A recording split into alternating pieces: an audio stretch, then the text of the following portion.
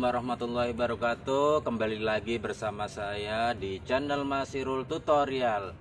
Oke teman-teman, di sini saya akan memberikan tips atau syarat pengambilan rumah KPR subsidi.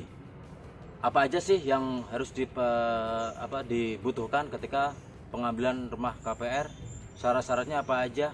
Oke, yang pertama kita harus ngisi formulir pengajuan. Oke, karena itu butuh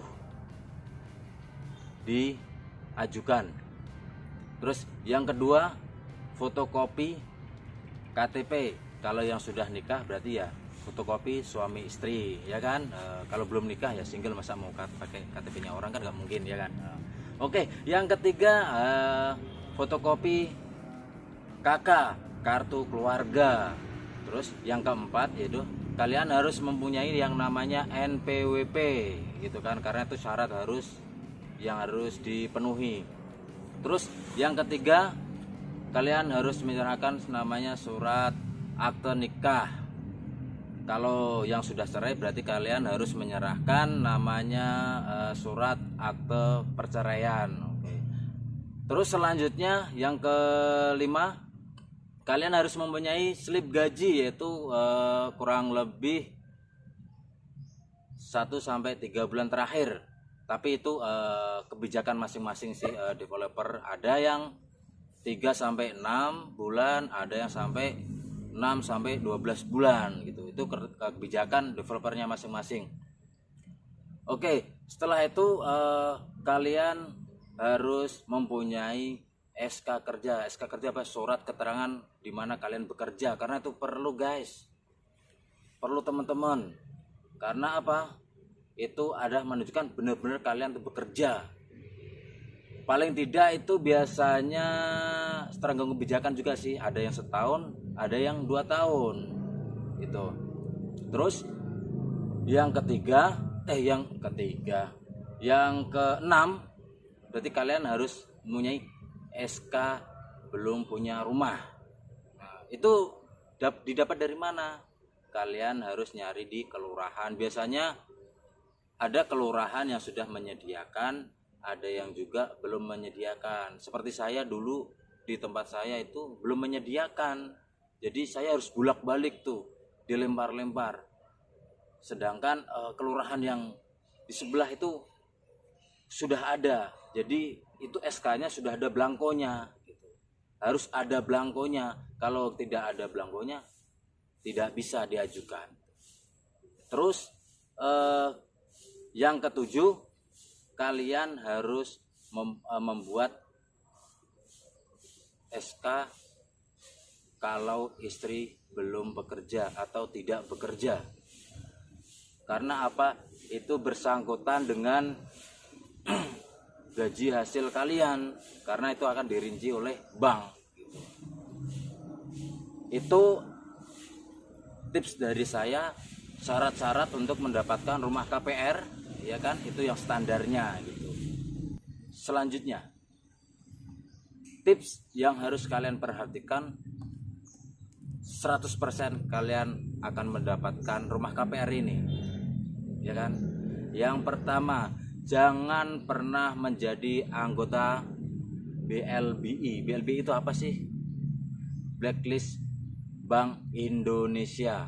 Kan? Maksudnya itu teman-teman selama ini punya tanggungan atau punya kartu kredit atau punya cicilan dan cicilan lain-lain, itu nggak boleh nunggak.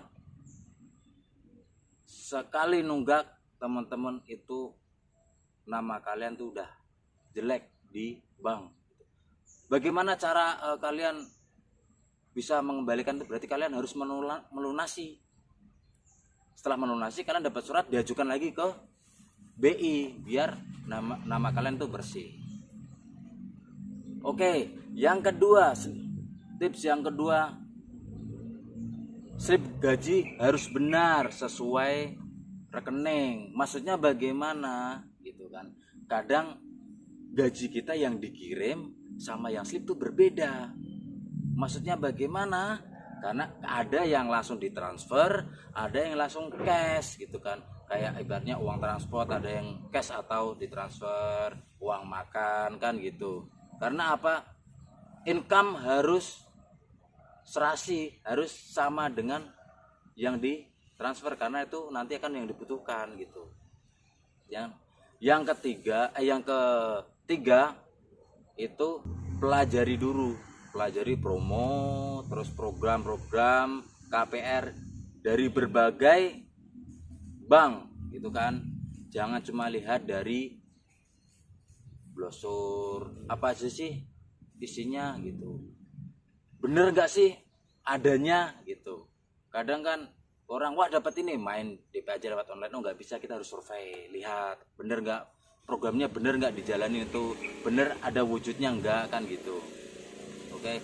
Terus yang keempat, gedein DP-nya ya kan. Karena apa? Kenapa harus digedein DP-nya? Karena kalau digedein DP-nya kan itu belum masuk cicilan, belum masuk bunga kan gitu kalau digedein di DP-nya.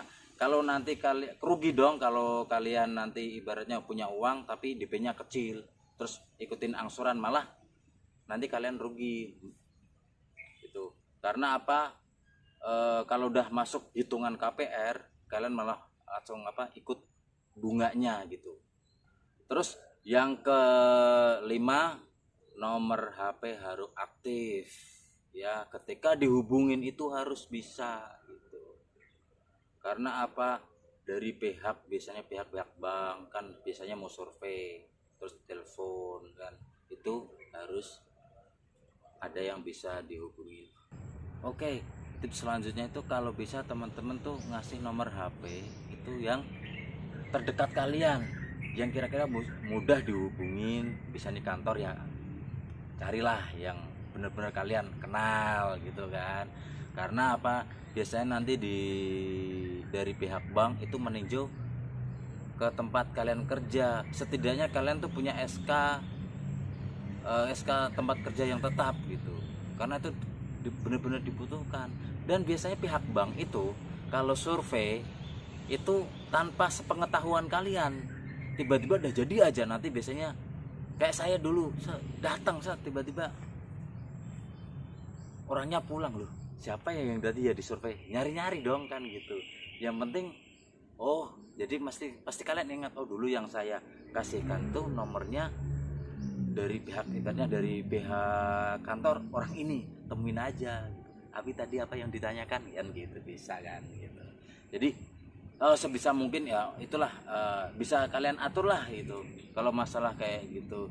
Terus kalau bisa gemukin tabungan kalian, kalau bisa 1 tahun gemukin tuh tabungan, biar dari bank percaya kalau kalian tuh punya duit. Padahal mah ya nggak tau lah dari mana gitu kan. Kalau bisa gemukin, kalau emang kalian benar-benar udah punya, saya harus mau ngambil rumah, berarti kalian mindsetnya harus dibangun tuh, gemukin tabungan gitu. Di 3 bulan terakhir jangan sampai ada cicilan. Karena apa? Cicilan 100.000 pun kalian nggak akan lolos. Karena apa? Kalian punya tanggungan gitu. Nanti di situ akan dihitung. Biasanya itu kalau tidak dari sisa pengeluaran 35% pasti diterima. Paling tidak kalau di bawah 35 udah ya gampang-gampang berat gitu kan. Karena yang penting bismillah lah gitu. Yang penting bismillah.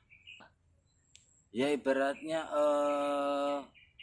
35% tuh berapa sih ya? Kalau kalian gajinya ibaratnya 4 juta lah, ya paling enggak kalian masih ada sisa 2 juta gitu loh.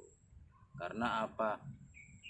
2 juta tuh ya walaupun masih ada kebutuhan, paling enggak kalian punya uang ngendap itu 1 juta, itu bisa lah. Ibaratnya cicilan 1 juta, pengeluaran di rumah ibaratnya 1,5 juta, kan baru 2,5 juta, kan masih ada 1,5 juta kan gitu, bisa disisipkan lah gitu. Itu contohnya begitu 35% tuh gitu. Jadi jangan sampai kalian nanti nyicil rumah sama pengeluarannya itu gedean pengeluarannya, jadi nggak imbang nanti, semua pas gajian habis duitnya, habis itu bingung kan gitu ya. Setidaknya kalian teman-teman juga bisa ngatur sendiri. Berarti saya percaya teman-teman kita ketika pas ngambil berarti sudah siap hati dengan pikiran kalian. Yang penting kalian istiqomah, ya kan, istiqomah biar apa, berkah gitu kan. Kalau kalian nggak istiqomah, wah, udah susah. Oke teman-teman, jangan lupa like, subscribe video saya, jangan lupa juga komen biar saya juga semangat buat membuat video selanjutnya. Share ke teman-teman kalian, ke keluarga kalian jika merasa video ini membantu kalian untuk mendapatkan rumah. Oke, bye. Assalamualaikum warahmatullahi wabarakatuh. Salam istiqomah, orang nolong bakal ketolong.